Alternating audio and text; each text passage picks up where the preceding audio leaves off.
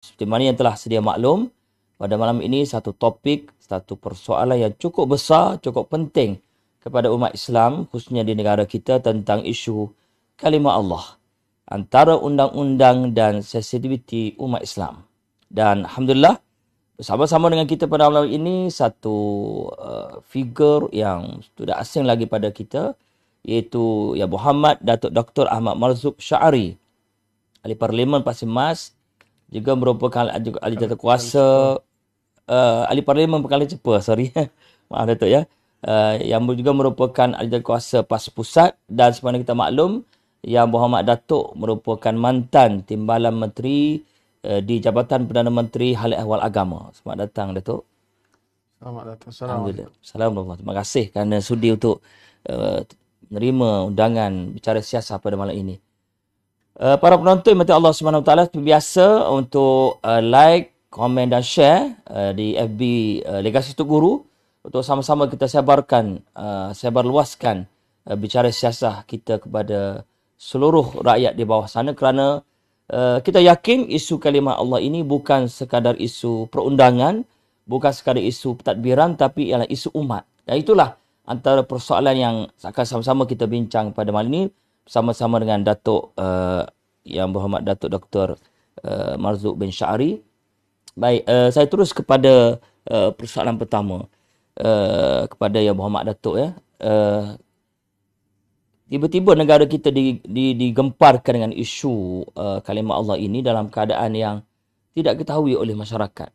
Sehinggalah pada 18 April kita dipahamkan 2023 baru ini, kes ini telah ditarik. Yang kalau boleh saya gunakan kalimah yang digunakan oleh Datuk Zainul Rijal, Presiden Persatuan Peguam Muslim Malaysia, dalam satu tumeramah di Gerasi TV, beliau menyatakan secara diam-diam, secara diam-diam tiba-tiba kes ini ditarik oleh Kerajaan Persekutuan pada hari ini, yang pada pandangan dia mungkin sudah dirujuk kepada pemegang-pemegang taruh seperti Majlis Agama Islam Kedah, Majlis Agama Islam Wilayah, dan juga Majlis Agama Islam Selangor, dan juga mufti-mufti yang terlibat tentang isu kalimah Allah ini. Jadi mungkin Datuk boleh ceritakan dia punya susul galau kes ini berlaku, bagaimana ianya bermula, dan kebetulan Datuk adalah merupakan mantan Timbalan Menteri Hal Ehwal Agama. Mungkin mungkin ada sedikit perbezaan isu ini ketika Datuk berada dalam kerajaan hari ini, yang bagaimana mereka melihat isu ini, kepentingannya kepada umat. Silakan Datuk. Ya, terima kasih yang berbahagia Ustaz Fatah. Assalamualaikum warahmatullahi wabarakatuh. Innal hamdalillah wassalatu wassalamu ala Rasulillah wa ala alihi wa sahbihi wa man wala. Pertama sekalinya, isu kalimah Allah ini adalah sebuah isu yang panjang dari sudut sejarah dan juga kronologi dia. Bermula daripada tahun 86, Kabinet waktu itu telah memutuskan untuk dengan satu arahan dan dikeluarkan satu perkeliling oleh pihak Kementerian Dalam Negeri untuk larangan penggunaan 4 kalimah yang telah disebutkan, iaitu kalimah Allah, Baitullah, Salat, dan juga perkataan satu lagi, perkataan lupa satu lagi, Kaabah. Jadi daripada situ sehinggalah sampai kepada tarikh bulan Mei tahun 2008, berlaku satu rampasan di KLIA Sepang, rampasan CD. Ada 8 buah CD yang dibawa masuk oleh Jill Island. Jill Island yang cerita dia kita semua tahu. Dan yang jarang orang tahu tentang CD ini, adakah ia sekadar kandungan yang memuatkan perkataan dan kalimah Allah, ataupun apa sebenarnya. Kalau masyarakat tahu apa tajuk CD-CD ini, yang sudah pasti kalau CD ini memang digunakan untuk disebarkan. Ya. Kalau buku mungkin dia nak baca sendiri. CD ini untuk dipertontonkan, nak dikongsikan dan juga untuk dialih dan dipindah melalui media-media media-media sosial ini. Jadi yang mengejutkan ialah CD-CD ini antara kandungannya pertama CD yang antaranya cara menggunakan kunci kerajaan Allah. Jadi bukan yang digunakan untuk orang Islam, ini untuk orang Kristian. Kunci kerajaan Allah. Cara hidup dalam kerajaan Allah. Ibadat yang benar dalam kerajaan Allah. Metod pemuridan kerajaan Allah. Peribadi yang bertumbuh dalam kerajaan Allah. Hidup benar dalam kerajaan Allah. Pemerintahan kerajaan Allah dalam hidup kita dan rahsia kerajaan Allah. Jadi, kalau kita ambil tengok contoh, ibadat yang benar dalam kerajaan Allah. Ibadat. Jadi, kalau kebiasaannya, orang yang mungkin tidak meneliti tentang sesuatu kandungan, apabila melihat tajuk, mungkin mengelirukan. Ya. Mereka menganggap ini adalah, kalau sebut ibadat, mana orang Islam lah. Tetapi CD ini adalah CD ajaran agama Kristian yang menggunakan kalimah Allah. Sebab itu, telah berlaku rampasan oleh pihak kastam pada waktu itu di Sepang, KLIA. Dan pihak yang Jill Island ini bila dia tak puas hati, dia bawa ke mahkamah. Kalaulah saya suka sebut begini, kalaulah kata CD itu dirampas, dia masih lagi mungkin ada soft copy, dia boleh copy lagi. Tapi kenapa dibawa ke mahkamah? Dibawa ke mahkamah untuk mencabar punca kuasa kastam dan juga undang-undang yang mungkin ada kelompongan dalam negara kita ini terhadap larangan penggunaan kalimah Allah di kalangan Kristian. Itu tujuan besar. Kalau takat material CD itu, dia boleh cetak, dia boleh copy lain. Kalau 8 CD dirampas, dia boleh cetak 8,000 lagi CD. Tak ada masalah. Tetapi kenapa dibawa ke mahkamah? Itu ada consequence dia, ada kesan dia yang sangat besar. Dan memang terbukti apabila berlaku turun naik mahkamah yang panjang, dan waktu itu telah menggemparkan negara sehingga mendapat respon daripada agensi-agensi agama seperti JAKIM. Dan juga waktu itu jugalah diadakan muzakarah kebangsaan Hal-Ehwal Islam yang memanggil mufti-mufti untuk bincang tentang pendirian masyarakat Islam di Malaysia atau kerajaan di Malaysia yang berteraskan kepada agama Islam untuk membenar ataupun tidak. Jadi muzakarah di kalangan mufti-mufti, walaupun kita tahu setiap kali mufti-mufti ini bersidang berlaku perbezaan pandangan, pendapat yang sudah menjadi kebiasaan. Tetapi dalam isu kalimah Allah ini sepakat para mufti untuk tidak membenarkan kalimah Allah ini digunakan selain daripada untuk ajaran Islam dan juga orang Islam. Maka itu lagi memperkukuhkan lagi tindakan kerajaan melalui perkeliling kabinet pada waktu itu, yang Perdana Menteri sekarang pun salah seorang daripada anggota kabinet waktu itu. Jadi bila diadakan muzakarah mufti-mufti itu telah mengambil satu ketetapan untuk tidak membenarkan penggunaan tersebut. Tetapi berlakulah rally yang panjang terhadap Jill Island yang mencabar tindakan kastam tadi, sehinggalah pada 10 Mac tahun 2021, waktu itu saya sebagai Timbalan Menteri Agama dan Yang Berhormat Senator Dr. Zulkifli Al-Bakri sebagai Menteri datang pada zaman itu. Mahkamah telah memutuskan bahawa Mahkamah Tinggi bahawa arahan KDN pada tahun 1986, arahan kabinet pada waktu itu, arahan KDN, kabinet memutuskan dan memberi kuasa kepada Menteri KDN dan melalui KSU, Kementerian Dalam Negeri, telah mengeluarkan arahan kepada pihak kastam. Itu punca kuasa dia. Jadi Mahkamah Tinggi telah memutuskan bahawa rampasan tersebut adalah tidak sah dan arahan kabinet pada waktu itu dan arahan KDN waktu itu yang melarang penggunaan 4 kalimah itu tidak sah dari sudut perlembagaannya, dikira unconstitutional lah. Jadi itu senario kes yang berlaku. 10 Mac Mahkamah Tinggi telah memutuskan tidak sah. 12 Mac kerajaan zaman Perikatan Nasional waktu itu Tan Sri Muhyiddin Yassin sebagai Perdana Menteri telah memfailkan rayuan terhadap keputusan Mahkamah Tinggi itu untuk disemak semula. Jadi Mahkamah rayuan telah menetapkan bahawa tarikh perbicaraannya ialah pada 19 Mei. Ya. Baru-baru ini. Baru 19 Mei. Patut hari itu dibicara pendengaran semula. Semakan rayuan kita itu.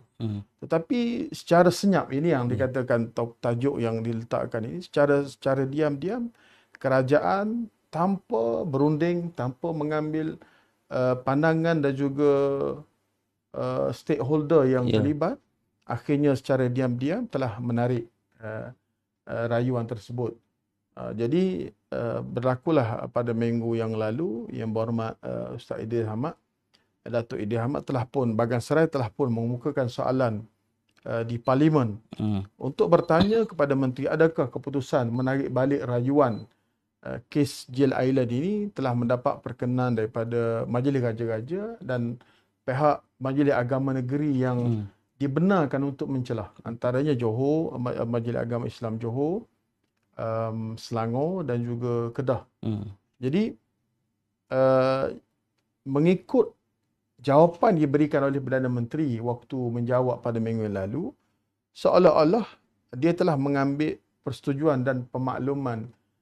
Tak tahulah ayat-ayat politik ni macam mana, macam yang Datuk Taki sebut di Parlimen pada minggu yang lalu, orang yang dikatakan merayu termasuk program negara sendiri, ini adalah jawapan politik. Jawapan politik daripada Perdana Menteri yang jawapan itu kalau kita dengar sepintas lalu, kita tak boleh nak pegang apa isi dia. Sekali dia kata dah bincang, sekali dah maklum. Sebab yang kita bertindak untuk merayu ini itu juga sebahagian daripada titah daripada Raja-Raja Melayu. Jadi kalau nak tarik balik rayuan RT, nak ingkar kepada titah Raja-Raja Melayu itu, mesti maklumkan semula apa alasan dia. Dan mesti dapat perkenan daripada duli-duli tuanku yang berkaitan. Jadi adakah perkara itu berlaku? Ustaz Fatah, kalau orang selalu guna nama istana ni, kalau kita tanya kepada dia, dia kata titah tuanku. Tuanku nak macam ni, tuanku nak macam ni. Ustaz Fatah nak cek tak dengan tuanku? Telefon tuanku, cek betul tak dia ni sebut. Maka tidak akan berlaku cross check. Sebab tu orang yang sering menyalahgunakan istana, menyalahgunakan nama tuanku ini, sentiasa dia berjaya sebab tak ada orang nak cek dengan tuanku. Betul tak tuanku nak macam ni? Sehinggalah pada beberapa hari yang lalu keluar kenyataan daripada Istana Johor. Keluar kenyataan daripada pihak sebuah istana kenyataan lagi yang minta supaya kerajaan berhati-hati. Jadi bercermat dan sebagainya. Dan pendirian saya Jumaat lepas saya berada di Selangor, solat Jumaat di Selangor. Khutbah Jumaat di Selangor minggu lepas.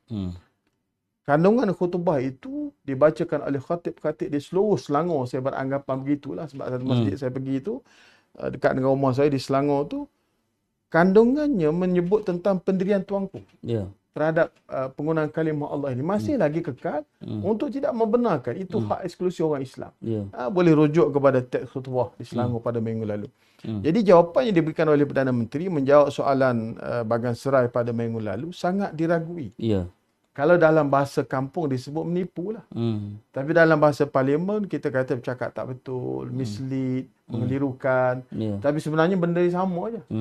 Jadi itu yang makin lagi menimbulkan kecurigaan di kalangan umat Islam.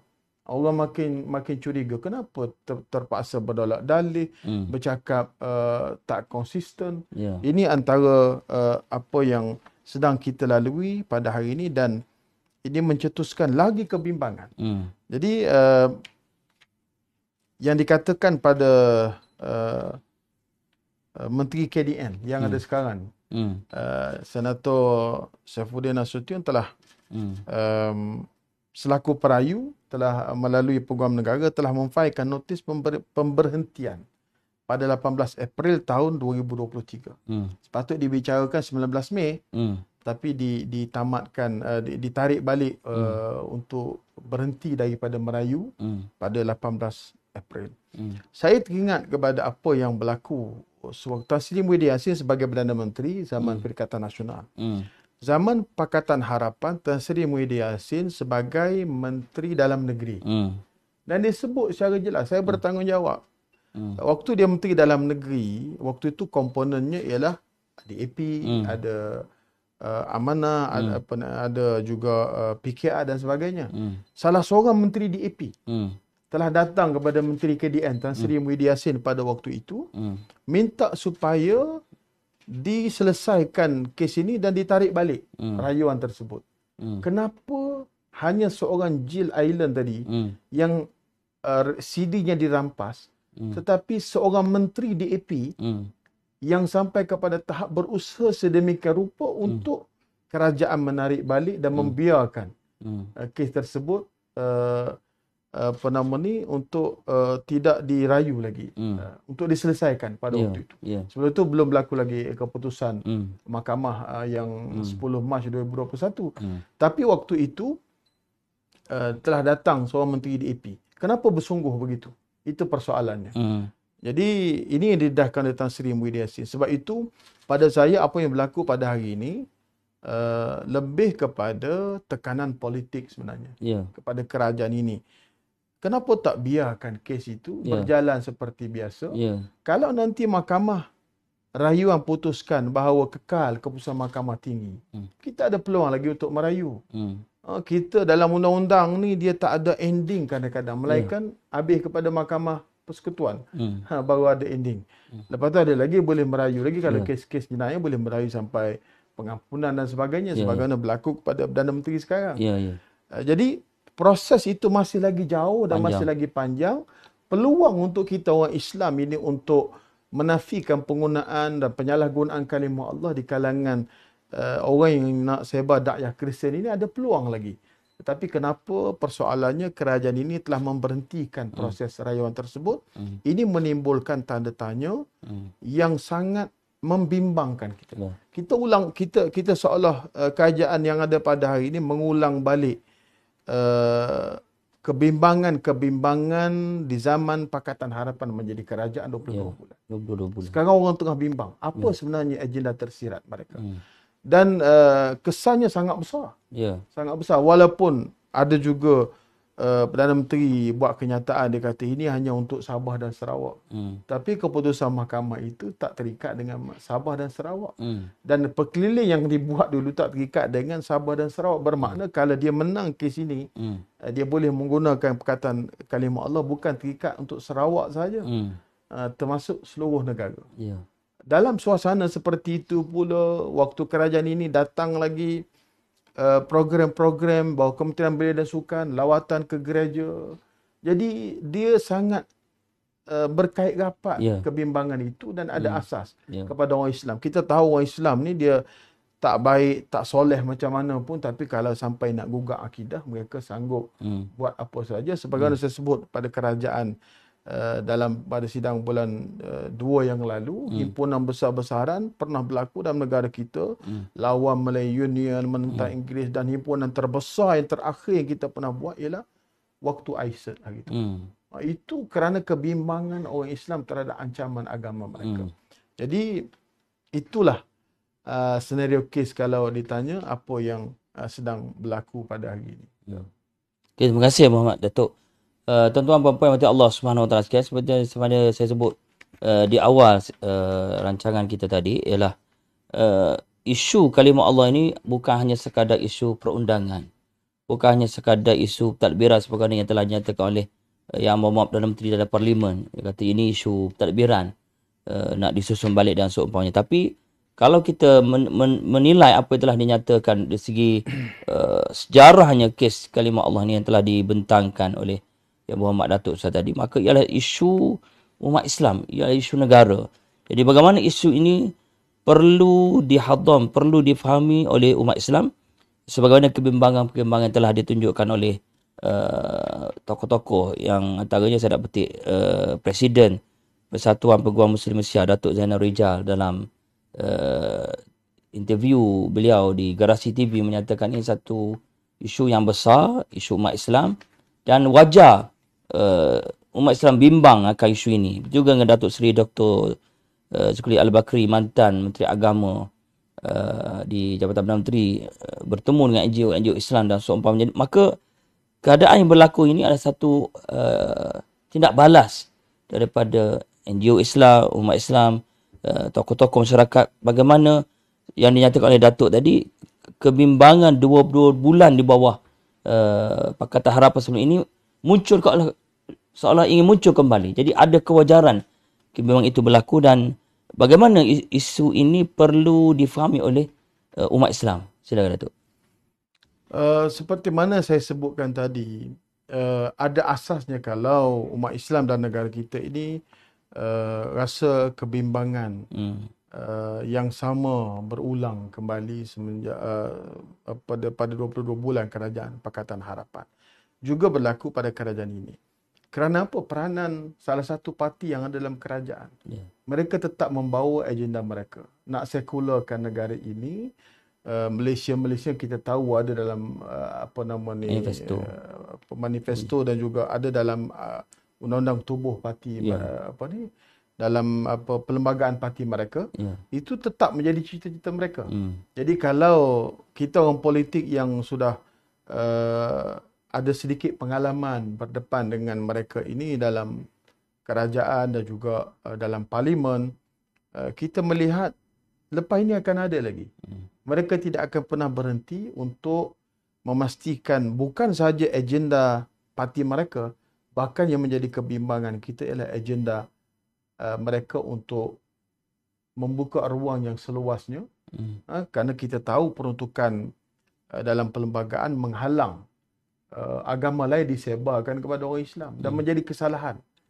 Itu jelas dalam perlembagaan. Agama Islam sebagai agama rasmi, agama lain boleh diamalkan, tetapi tak boleh disebarkan selain daripada agama Islam kepada masyarakat dalam negara kita. Jadi waktu saya sebagai Timbalan Menteri, waktu itu tengah-tengah jalan, biarkan kes itu berjalan sehingga selesai. Kenapa takut sangat? Sebab kalau kita tengok dalam kes ini saja perdebatan yang panjang. Ada di kalangan pengamal undang-undang yang pro kerajaan, mereka tetap mempertahankan tindakan ini dan pemahaman mereka undang-undang yang sama tapi mereka memahami dari sudut yang berbeza.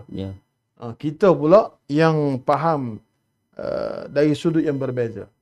Jadi yang nak memutuskan mana betul mana salah ni mahkamah. Jadi kenapa diberhentikan proses itu tengah jalan, sedangkan kalau kita dengar sebelum ini memang Perdana Menteri sekarang ada ni bercakap tentang rule of law. Undang-undang kita soal hak dan kebebasan, soal keadilan. Jadi keadilan untuk orang Islam dalam kes ini di mana? Kerana mereka tak sempat pun nak sampai kepada titik penentuan keadilan sebenar, dah diberhentikan di tengah jalan. Macam orang main bola. Bila kawan tu sumbat gol, main sekejap, masa ada lagi tapi dia berhentikan. Tak sampai pun 90 minit, 60 minit dah berhenti. Tak kemarah penyokong-penyokong dan juga pemain-pemain pasukan yang kalah tersebut. Jadi itulah analogi yang mudah kenapa orang Islam bising dan juga bangkit bimbang dalam perkara ini, kerana ada asas. Kita tahu bahawa dari sudut pandangan peribadi di kalangan tokoh agamawan, ulama secara umum, boleh tak guna perkataan Allah ni? Kita duduk di kampung-kampung bukan Islam yang kawan dengan kita, kadang-kadang dia sebut insya-Allah juga. Itu biasa. Itu untuk percakapan. Tapi ini dalam konteks buat CD dengan tajuk-tajuk yang saya sebutkan tadi, ibadat mengikut kerajaan Allah, bernegara mengikut kerajaan Allah. CD. Itu untuk disebarkan. Jadi ada asas kerajaan, walaupun ada perbezaan pandangan juga di kalangan agama boleh ataupun tidak. Tetapi dalam konteks kerajaan yang bimbang terhadap ancaman kepada umat Islam, sebagaimana kita tahu bahawa kaedah fiqh menyebut tasarrufur ra'i 'ala ar-ra'iyah manutun bil maslahah. Setiap keputusan yang dibuat oleh kerajaan mesti memikirkan tentang maslahah. Dan maslahah yang paling besar dalam konteks ini ialah menjaga agama. Jadi kalau agama kita terancam, agama sebagai tiang seri kepada perlembagaan Islam, sebagai tiang seri kepada perlembagaan negara kita ini terancam, maka kerajaan sebagai kerajaan yang kalau bertanggungjawab mesti mempertahankan perkara ini. Sebab inilah tugas jadi kerajaan. Kalau tugas jadi kerajaan untuk tunggu dicucuk hidung oleh parti-parti rakan kerana ada kepentingan politik tertentu, maka ini tak layak jadi kerajaan. Itu senang, mudah saya sebut. Sebab itu, kerajaan bertanggungjawab mesti memikirkan tentang maslahah. Maslahah utama dalam kes ini ialah agama. Jadi kalau agama kita terancam, kerajaan berhak untuk membuat peraturan. Dalam konteks yang belum ada peraturan yang betul-betul binding dalam perkara ini, kerajaan kena teruskanlah ke mahkamah supaya kita menggunakan peruntukan undang yang sedia ada ini, yang dah ada ini, untuk membela kepentingan dan juga agama Islam itu sendiri. Lepas ni kita fikirlah, ada juga di kalangan peguam-peguam yang pro kerajaan berujar, dia kata kenapa waktu kita jadi kerajaan kita tak buat undang-undang untuk itu, untuk ini, untuk itu, untuk ini. Sebelum itu belum lagi selesai proses mahkamah. Kalau dah pergi sampai mahkamah persekutuan, kita kalah lagi. Barulah kita fikir step yang seterusnya, kita nak, bila kita dapat kerajaan, dan insya-Allah kita dapat kerajaan, tak lama insya-Allah. Jadi kalau kita dapat kerajaan baru kita fikir. Sekarang proses itu belum selesai. Jadi itu yang membangkitkan kemarahan kita. Sepatutnya kita ada dua lagi step. Mahkamah rayuan dan juga mahkamah persekutuan. Baik, terima kasih Abu Mak Datuk. Jadi tuan-tuan, puan-puan, para penonton bagi Allah SWT, setelah hampir sejam kita mendengar kupasan dan juga penjelasan yang dibuat oleh Datuk, maka kita melihat isu kalimah Allah ini bukanlah isu politik. Bukan ia hanya sekadar isu perundangan. Maknanya ia adalah isu umat Islam menjangkau politik. Maka perlu umat Islam memahami isu ini dan tidak boleh sekadar berpeluk tubuh, hanya melihat saja, memerhati saja. Maka perlu ada satu kesedaran umat Islam dalam mengambil sikap di atas isu ini. Sebenarnya telah dijelaskan oleh Muhammad Datuk, ini bukan isu baru, isu sudah lama. Cuma yang menjadi persoalannya kenapa ia tiba-tiba diberhentikan. Sebenarnya yang telah saya nyatakan tadi, Presiden Persatuan Peguam Muslim Malaysia Datuk Zainal Rejal menyatakan itulah yang menjadi persoalan. Bahkan kita tahu mereka ini pengamal undang-undang, orang yang mahir dalam bidang undang-undang. Jadi menjadi persoalan besar, kenapa tiba-tiba diberhentikan secara diam-diam pula tu. Tidak dibincangkan ataupun tidak diruah-ruahkan kepada stakeholder, pemegang taruh dan seumpamanya. Jadi mungkin Datuk boleh respon sikit. Sebenarnya isu ini bukan isu parti. Maknanya tanpa mengira parti, tak kira orang UMNO, tak kira orang PAS, tak kira orang bersatu, mestilah memahami isu ini dan bersatu di atas satu solidariti bahawa kalimah Allah ini bukan benda main-main, benda yang akan melibatkan generasi anak-anak kita. Bagaimana ya, Abang Datuk? Pertamanya kita perlu bersatulah dalam isu ini, dan saya yakin keputusan yang dibuat oleh Menteri Dalam Negeri ini, utamanya kerana ada political pressure, tekanan politik yang dahsyat kepada mereka sehingga sanggup dan berani buat keputusan yang sangat mencabar ini. Saya yakin kalau katakanlah dibawa ke Parlimen cadangan itu, memang kita tidak akan lepaskanlah mic dalam Dewan itu untuk kita menentang. Dan saya yakin rakyat yang ada di luar bersama dengan kita. Dalam negara seperti Malaysia ini yang majoritinya orang Islam, yang kuat pegangan agama, terutama bila nak soal mengancam akidah ini, saya yakin orang Islam boleh bersatu tanpa mengira pahaman politik. Ketepikan soal politik. Yang ada pada kita sekarang, kronologi yang saya sebutkan tadi, dan peristiwa-peristiwa yang berlaku bermula daripada CD dirampas pun merayu, padahal boleh cetak lain. Ya. Ini merayu sebab dia nak ambil satu keputusan mahkamah bagi memberikan kuasa baru kepada mereka, membolehkan mereka menyebarkan agama Kristian. Kemudian ada Menteri DAP tadi bersungguh-sungguh sangat. Banyak lagi benda lain yang lebih penting, tapi kenapa itu menjadi keutamaannya? Alhamdulillah Tan Sri Muhyiddin Yassin pada waktu itu saya dipahamkan dia menolak permintaan tersebut dan terus bawa ke mahkamah, malangnya kalahlah di mahkamah itu. Jadi kalau kita ketepikan soal pahaman politik kita letak ke agama itu adalah keutamaan. Maka itulah yang perlu dilakukan oleh rakyat Malaysia pada ketika ini. Dan saya yakin walaupun kita buat apa sekalipun, kita gegak gempitakan isu ini, mungkin bagi pihak kerajaan yang merasakan mungkin lepas daripada ini reda lah, kita tak akan pernah berhenti. We will never ever surrender, putih kata.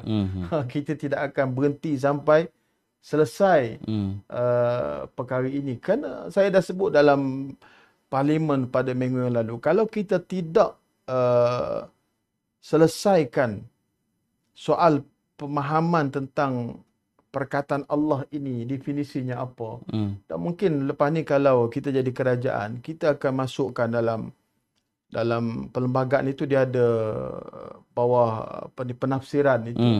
Kita akan masukkan tafsir kalimah Allah itu apa dia.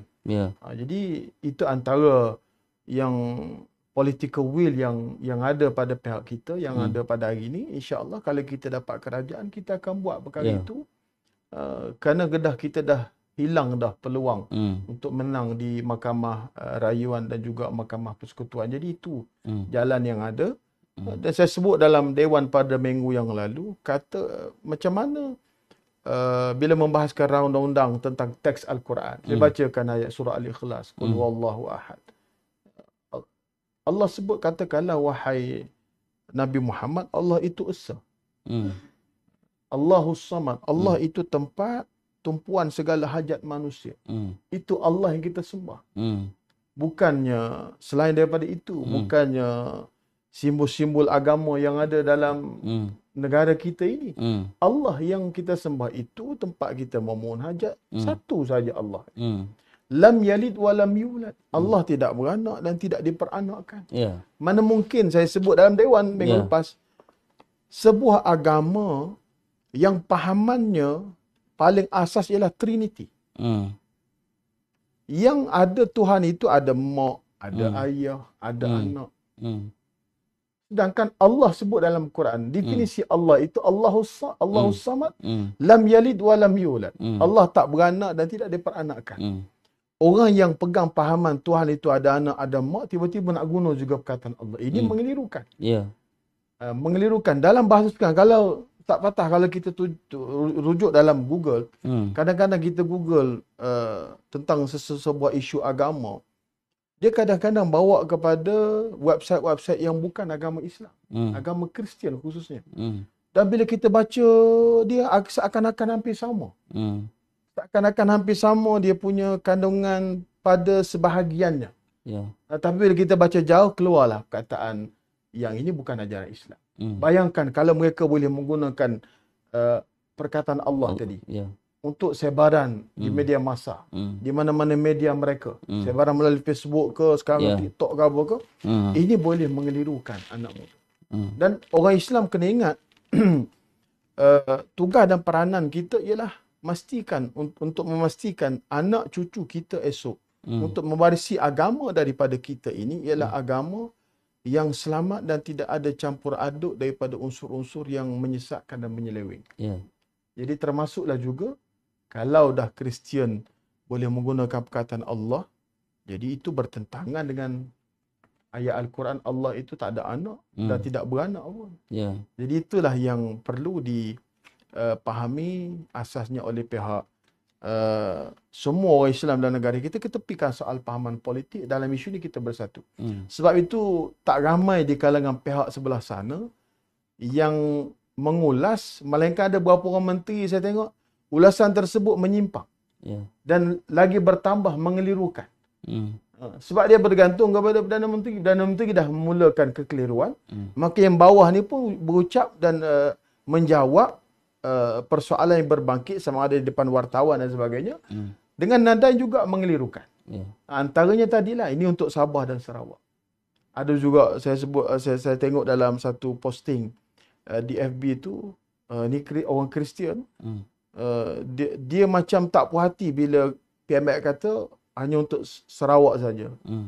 Jadi dia kata kalau dia buat satu dialog seolah dia minta doa dengan Tuhan dia. Tuhan dia tanya, mu ni asal daripada mana? Kalau mu asal daripada Sarawak, baru aku boleh terima. Tapi kalau mu bukan daripada Sarawak, dia kata dia asal Sarawak tapi duduk Kuala Lumpur.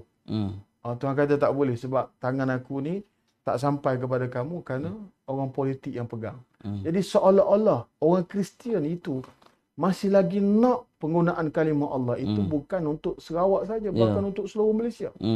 Itu yang kita kena faham. Mereka bila dapat saja peluang, mereka akan gunakan seboleh mungkin peluang tersebut. Sebab itu mereka sanggup merayu. Sebab itu Menteri DEP itu sanggup jumpa dengan Tan Sri Muhyiddin, Menteri KDN pada waktu itu untuk menyelesaikan segera kes ini.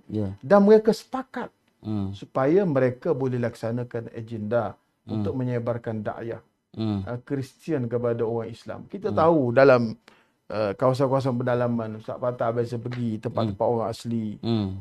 Tempat orang asli pun ada gereja sekarang. Daripada mana datang? Kadang-kadang itu sangat membimbangkan. Banyak gereja pada orang. Mereka datang dengan segala material yang mampu untuk menarik orang kepada ajaran agama mereka, akhirnya boleh membahayakan. Kita dah dalam keadaan yang sangat kritikal kalau perkara ini kita tidak sama-sama bendung melalui pelbagai usaha lah yang kita dalam sebagai orang politik ni, melalui kerajaan dan sebagainya. Rakyat dan negara kita juga perlu bersatu dalam isu ini supaya memastikan dakwah Kristian itu tidak berjalan dengan semudah dan sewenang-wenang dalam negara kita. Wallahualam. Terima kasih Muhammad Datuk. Para penonton, berarti Allah Subhanahu Taala, sebenarnya yang saya nyatakan daripada awal tadi, isu kalimah Allah ini bukan hanya sekadar isu perundangan, isu tadbiran, tapi ada isu yang lebih utama. Kalau saya boleh imbau kembali apa yang telah menggemparkan suatu ketika dulu negara kita, isu kemurtadan, murtad. Allah yarham Datuk Seri Harun Sani, mantan Mufti Perak, telah menggemparkan negara pada suatu ketika itu bagaimana kes murtad yang sangat mengejutkan yang berlaku dalam negara kita, khususnya kepada anak-anak orang Islam. Jadi isu ini bukan sekadar isu yang pendek, ia insyaAllah panjang. Isu ini adalah isu yang berkait rapat dengan isu-isu yang lain. Jadi persoalan saya terusnya kepada Muhammad Datuk. Sebenarnya kita semua sudah makruf, sudah sedar bahawa usaha memurtadkan umat Islam ini ialah bukan satu isu baru, isu yang dari dulu lagi dan berterusan. Dan apa yang berlaku pada hari ini ialah sebenarnya yang jelaskan oleh Muhammad Datuk ialah kesan kepada perundangan dan juga kesan kepada dakwah Kristian yang kita tahu amat jelas berlaku dalam negara kita. Dan ada bukti-bukti yang telah dikemukakan oleh Allahyarham Datuk Seri Harun Sani, mantan Mufti Perak, dan juga NGO-NGO Islam, bagaimana dakwah Kristian tersebar kepada pelajar-pelajar sekolah dalam masyarakat. Jadi sementara pula dengan isu yang berlaku ini, apabila kalimah Allah ini telah dikelirukan ataupun diputuskan, ditarik balik itu, maka lebih besar kesannya kepada umat Islam. Maknanya, yang Muhammad Datuk mungkin boleh setuju dengan saya, ialah kita sebagai umat Islam mesti melihat kesan isu kalimah Allah ini. Bukan sekadar hanya melihat ia sekadar tadbiran mahkamah, sekadar isu politik. Bagaimana Datuk dalam hal ini? Yalah, kalau kita tengok kepada pelbagai isu yang berbangkit berkaitan orang Islam dan negara kita ini, dah tak tertanggung dah. Tak tertanggung. Kalau kita sebut dah ada undang-undang pun, mereka masih lagi berani untuk sebarkan dakwah Kristian. Sebab itu sudut kelemahan dari sudut enforcement. Sebab itu saya nak mencadangkan kepada mana-mana negeri yang sudah ada peruntukan undang-undang yang jelas dalam manajemen negeri masing-masing supaya mengambil tindakan yang tegas. Boleh berkolaborasi antara pihak berkuasa agama, pihak berkuasa polis dan sebagainya untuk mengenakan tindakan kerana dah ada peruntukan yang jelas dalam perlembagaan. Artikel 11.4 yang menghalang penyebaran agama selain daripada Islam kepada orang Islam ini. Dan negeri-negeri dah ada dah sebagainya. Ada sebahagian negeri belum ada lagi. Yang tu kena berusaha untuk digubal undang-undang tersebut supaya boleh dilaksanakan penguatkuasaannya bagi menghalang perkara ini.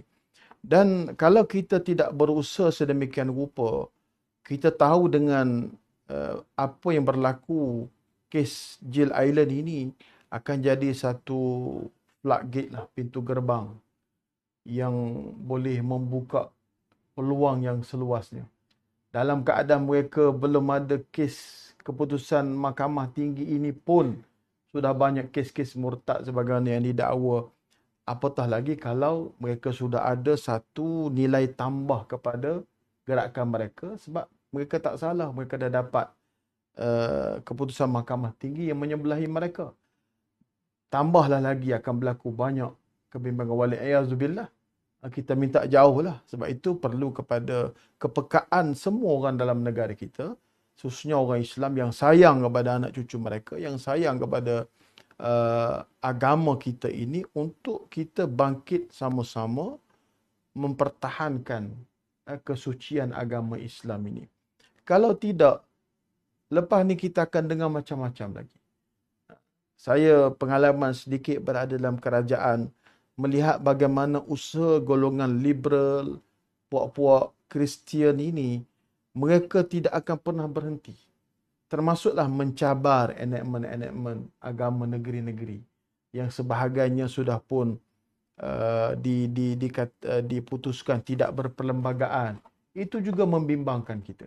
Jadi kebimbangan-kebimbangan orang Islam dalam kerangka pentadbiran dan undang-undang yang ada dalam negara kita ini makin memuncak apabila berlakunya isu ini. Sebab itu kita tak boleh biarkan lagi dalam soal pentadbiran dan pemerintahan ini, kerajaan mesti dipilih adalah sebuah kerajaan yang mengutamakan tentang Islam sebagai agama, yang tidak boleh ada kompromi untuk mana-mana orang bagi mencari-cari agama kita ini, termasuk dalam soal penggunaan kalimah Allah. Yang didakwa dulu pernah satu ketika banyak kes-kes murtad yang berlaku, itu adalah satu dakwaan yang ada asasnya. Dan perkara itu masih lagi berterusan sehingga kali ini. Berapa ramai orang yang datang mendaftar untuk keluar daripada agama Islam. Dan ada pun yang berjaya dan sebagainya. Kita tahu setiap masa akan ada kes-kes mahkamah seperti ini. Walaupun jadi kecoh sekejap, lepas tu orang Islam marah, lepas tu hilang balik, sejuk balik. Itulah kita. Tambah pula mereka buat dalam keadaan sembunyi-sembunyi. Termasuk juga dalam kes menarik balik keputusan mahkamah tinggi ini, dibuat dalam senyap-senyap. Kerana mereka tahu orang Islam ini tak boleh. Kalau tahu menggugat akidah mereka, mereka akan bangkit dan mereka akan sanggup buat apa saja, termasuklah himpunan dan juga desakan. Jangan kita lupa pada 22 bulan Kerajaan Pakatan Harapan, antara isu yang telah menyumbang, isu besar yang menyumbang kepada kejatuhan Kerajaan Pakatan Harapan ini ialah isu tabung haji. Kalau Ustaz Fatah tak lupa, isu tabung haji.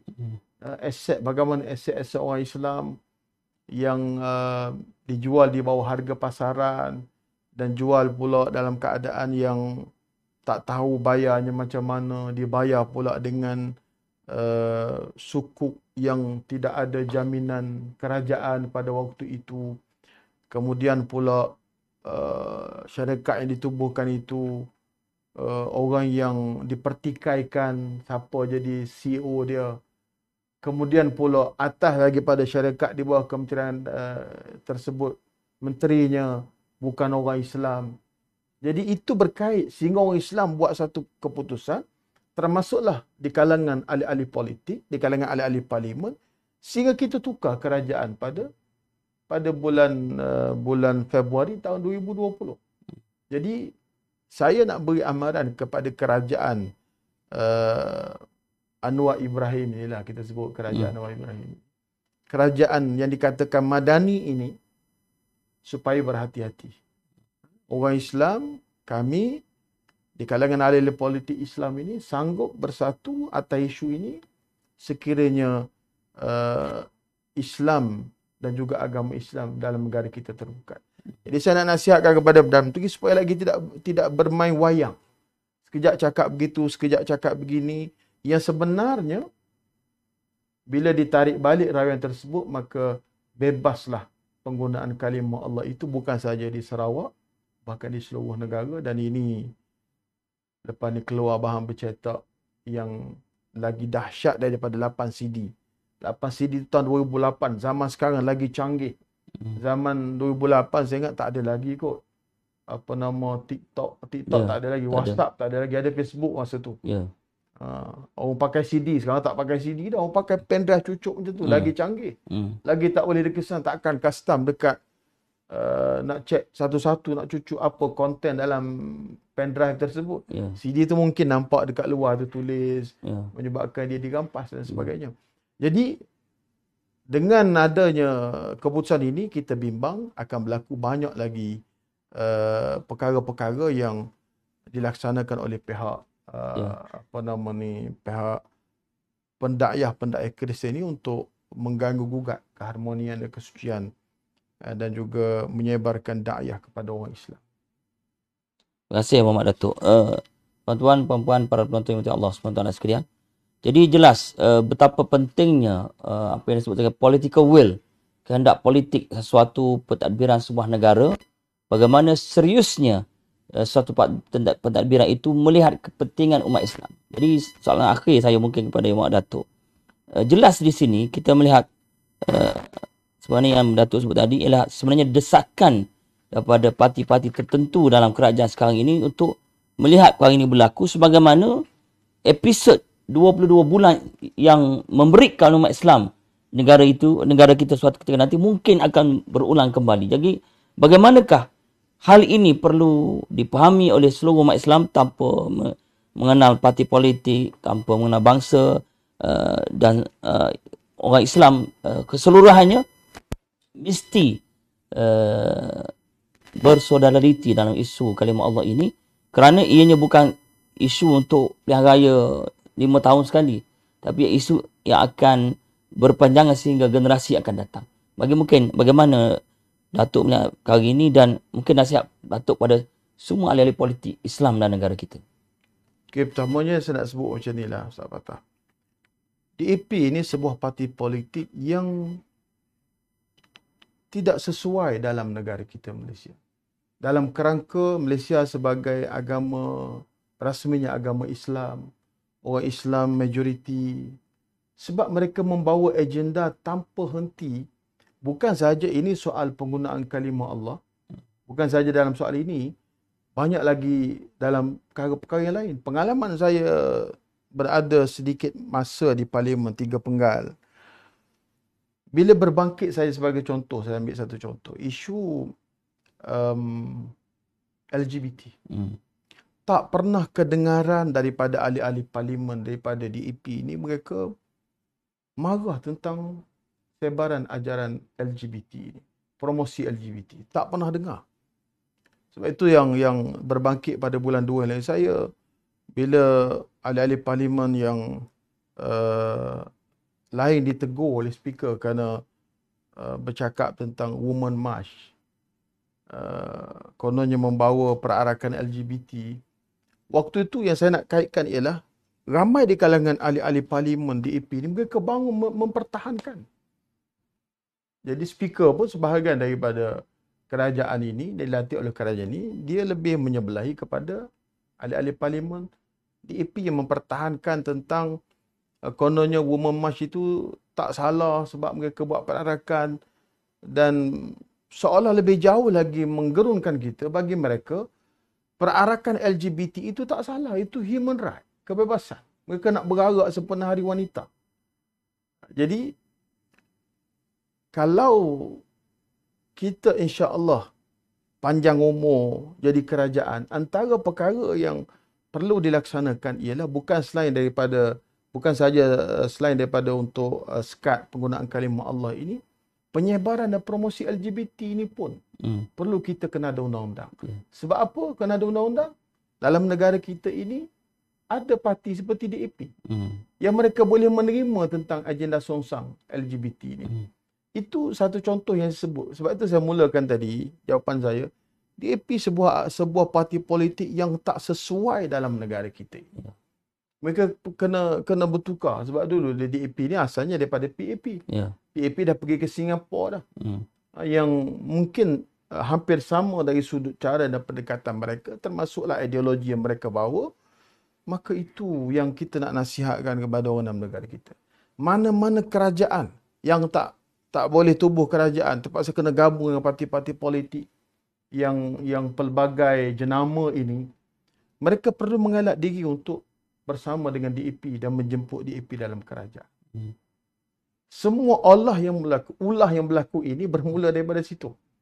Kerana mereka sentiasa ada saja ruang, mereka akan laksanakan seboleh mungkin. Mereka dapat kuasa. Ini belum kita bercakap lagi soal bagaimana hak pemilikan Bumi Putra, soal tanah dan sebagainya yang berlaku di setengah-setengah negeri. Itu belum lagi kita bercakap tentang itu. Tapi saya nak sebutkan, orang Islam ini perlu ingat dalam negara kita Malaysia. Kita baik, kita bagi kerakyatan kepada orang yang datang berhijrah ke negara kita walaupun mereka bukan Islam. Kerana mungkin itu adalah syarat yang diletakkan oleh penjajah pada waktu itu, kita terima. Dan kita terpaksa berkongsi, berjuang dari sudut ekonomi. Dan terbukti setelah kita merdeka sekian lama, kuasa ekonomi negara kita bukan lagi berada pada tangan orang Islam. Bukan lagi berada pada tangan orang Bumi Putra. Ekonomi negara kita dikuasai oleh orang lain. Mereka ada kad pengenalan, mereka ada IC. Mereka juga boleh bersaing dengan kita dari sudut politik. Jadi kita bercakap tentang siasah. Jadi siasah, kalau kita nak faham tentang geopolitik negara kita, itulah yang sangat membimbangkan kita. Mereka bersaing dengan kita pula dari sudut politik. Dan mereka terbukti sehingga boleh jadi kerajaan di peringkat Putrajaya. Dan sekarang mereka jadi kerajaan di peringkat Putrajaya. Ini sangat membimbangkan. Ekonomi ada pada mereka. Mungkin ada jumlah tertentu, kata 80%. Mereka pegang Bumi Putra orang Islam 50% je. Ada seorang dua je orang Islam yang bilioner, itu pun kena tekan-tekannya. Kalau tengok senarai orang kaya-kaya tu, siapa mereka? Selesai dah mereka. Kuasai ekonomi negara kita. Yang membimbangkan kita, kalau mereka dapat kuasa politik yang lebih besar daripada ini, ataupun mereka memperalatkan mana-mana parti politik dan individu yang jadi Perdana Menteri seumpama yang ada sekarang untuk melaksanakan agenda mereka, itu pun satu kebahayaan. Walaupun mungkin mereka tak boleh pergi sampai 100 kerusi di kalangan DAP saja, tapi mereka memperalatkan kerajaan seperti ini. Mereka memperalatkan Perdana Menteri. Mungkin mereka juga memperalatkan menteri dalam negeri. Memberi tekanan sebagaimana Tan Sri Muhyiddin Yassin pernah bersama dengan mereka ini, mereka juga beri tekanan. Maka itu satu perkara yang membimbangkan. Sebab itu, nak selamatkan negara kita ini daripada ancaman agama, ancaman akidah dan sensitiviti umat Islam, maka kena selamat dulu dari sudut politik negara kita ini. Berilah kuasa kepada mereka yang benar-benar adanya satu agenda yang murni dan holistik untuk memartabatkan Islam. Kalau Perdana Menteri yang opportunis, asalkan kuasa dia kekal, tak kira lah orang nak minta apa, nak minta guna kalimah Allah pun bagi, nak buat nak perarakan LGBT pun bagi, nak promote LGBT pun bagi. Ni yang bising sehari dua ni Coldplay nak datang ni, itu je promoter LGBT. Ya. Sedangkan saya pernah hadir, ada masa Boleh lagi, Datuk. saya pernah hadir satu persidangan IPU, Inter-Parliament Union di Geneva satu ketika. Apabila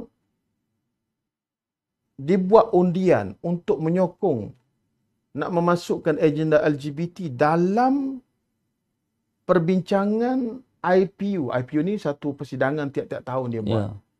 Di Qatar pada waktu tahun hadapan. Yang saya pergi itu Geneva, next IPU di Qatar. Nak masukkan dalam promosi untuk next IPU ialah agenda LGBT. Nak bincang bagaimana nak sesuaikan dari sudut pelbagai lah. IPU ni bincang macam-macam. Yang paling utama dari sudut hak asasi. Bila ada perwakilan daripada negara-negara tak setuju, maka berlaku pengundian. Ada yang setuju ke, yang tak setuju tentang nak masukkan agenda LGBT dalam perbincangan next IPU. Ada negara yang setuju, ada negara yang tak setuju. Saya mewakili Malaysia, waktu itu ada 7 orang. Ada daripada DAP, ada daripada GPS, saya wakil daripada PAS. Wakil daripada DAP itu seorang senator. Dia kata kita kena setuju dengan LGBT. Kalau kita lawan pun, dah tak boleh dah, dia kata, sebab itu hak mereka. Tapi waktu itu, saya mempengaruhi dan beberapa rakan yang lain mempengaruhi perbincangan. Sebab kita kena mengundi en bloc. Mempengaruhi perbincangan, kita kata tak boleh. Kita kena ikut Perdana Menteri kita. Perdana Menteri kita sekarang, Tun Dr. Mahathir, waktu 22 bulan tu, dia tak setuju dengan LGBT. Dan bukan agenda yang boleh dilaksanakan dalam negara kita. Kita kena bawa dasar kerajaan di luar negara. Akhirnya dia setujulah. Kita menang. Bila berlaku pengundian, negara-negara besar seperti Denmark, China dan sebagainya, kita ingatkan mereka ini menyokong LGBT ni. Rusia. Rupanya bila mengundi kalah yang LGBT ni. Artinya masyarakat dunia tak boleh terima. Tak boleh terima. Walaupun mereka dilihat kuat, berjuang hebat. Yang hebat-hebat tu sebenarnya pendukung LGBT, dikatakan begitu. Tapi dari sudut fitrah semula jadi manusia tak boleh terima. Walaupun mereka bukan Islam. Jadi kalau kita nak membiarkan sebuah parti yang tak pernah buka mulut pun untuk mengkritik promosi LGBT, mana mungkin kita nak jaga agama dalam negara kita. Dan akhirnya kita belajar daripada situ. Saya sebut dalam Dewan pada bulan 2 yang lalu, sidang parlimen. Kerana dia tegur oleh speaker kata jangan bercakap lagi soal LGBT. Saya kata tak, kita kena bercakap. Kalau ada yang mereka katakan itu adalah human right, hak mereka untuk buat perarakan dan sebagainya. Perlakuan songsang LGBT ini bukan lagi hak kemanusiaan. Hak kebinatangan pun lepas daripada itu lagi. Jadi kesihatan. Binatang tak kahwin sama jantina. Kesihatan pun tak boleh. Itu sama telah lah dari sudut itu. Jadi melepasi batasan kehaiwanan. Jadi saya sebut begitu. Ada seorang menteri daripada amanah, dia kata, saya kata LGBT ni binatang. Dan LGBT ni boleh hidup dalam negara kita. Tengok dia punya respon. Semuanya itu nak minta blessing daripada abang besar dalam Pakatan Harapan ini, DAP lah. Jadi selagi abang besar ini menguasai kerajaan daripada hari ini, maka orang Islam tak akan boleh berdiam diri. Masa depan Islam kita mungkin boleh merisaukan kita. Maka jalan terbaiknya kena keluarkan DAP daripada kerajaan. Siapa-siapa nak ikut ke DAP boleh keluar sekali daripada kerajaan. Kita buktikan dulu dalam pilihan raya negeri inilah. Itu mungkin akhirnya, Datuk. Saya nak Datuk akhiri dengan, sebenarnya kita tahu PRN negeri-negeri akan berlaku dan kebanyakan negeri Pantai Timur majoriti orang Melayu. Jadi apa nasihat Datuk kepada rakyat? Maknanya isu ini sudah cukup, saya kira, memberi pengajaran kepada umat Islam khususnya di Pantai Timur dan di seluruh negara sebagai satu warning lah, kita kata, amaran supaya jangan diberikan peluang lagi kepada mereka ini untuk mentadbir negara. 22 bulan itu sudah cukup memberi pengajaran kita. Jangan ada lagi 22 bulan yang baru pula. Macam mana, Datuk? InsyaAllah tak sampai 22 bulan. InsyaAllah. Kalau keputusan insya-Allah pilihan raya negeri ini dengan izin Allah banyak memihak kepada kita Perikatan Nasional, walaupun dari sudut kerusinya dia tidak menggugat kerajaan Putrajaya di peringkat federal, tetapi kemungkinan dia boleh mencetuskan gelombang perubahan politik besar-besaran dalam negara kita. Di rakyat kalau tidak selesa dengan kerajaan ini, yang ada dalamnya parti seumpama DAP, maka inilah peluangnya PRN 6 negeri ini, termasuk Pulau Pinang. Kita tunjukkan bahawa orang Islam dalam negara kita tidak boleh terima pendekatan kerajaan ini yang luar daripada kebiasaan. Ada orang kata luar tabi'i. Luar daripada kebiasaan. Tak sempat lagi bicara dah tarik balik. Jadi apa lagi orang Islam nak harapkan?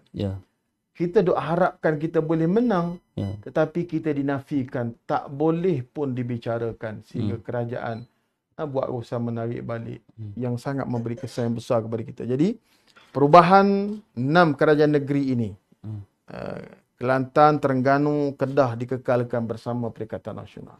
3 negeri lagi ini kita kena buat perubahan yang besar sebagai isyarat dan signal.